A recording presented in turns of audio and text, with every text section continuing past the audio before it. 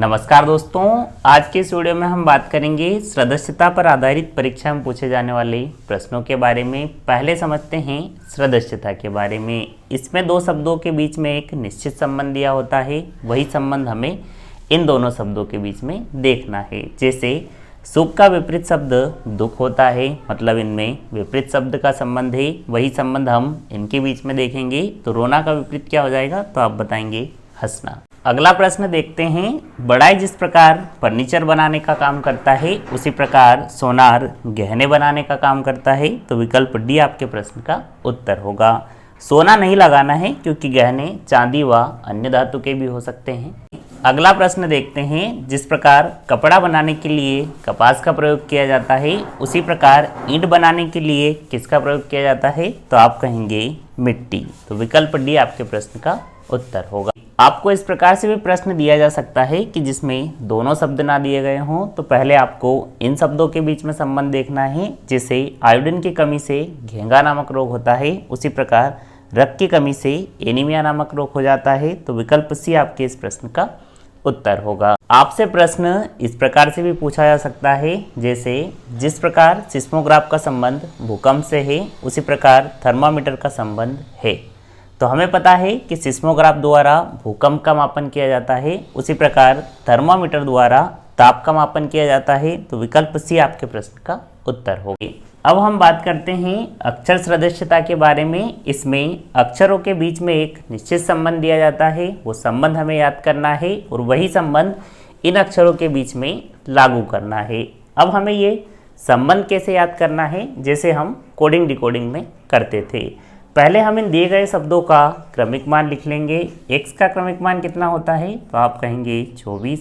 v का कितना होता है 22। t का कितना होता है 20। r का कितना होता है 18। z का कितना होता है 26। x का 24। v का कितना होता है 22। t का कितना होता है 20। अब हम पहले अक्षर का संबंध पहले अक्षर से देखते हैं। तो इसमें +2 करने पर ये आ जाएगा, इसमें +2 करने पर ये आ जाएगा, इसमें +2 करने पर ये आ जाएगा और इसमें भी +2 करने पर ये आ जाएगा। मतलब +2 वाला पैटर्न बन रहा है।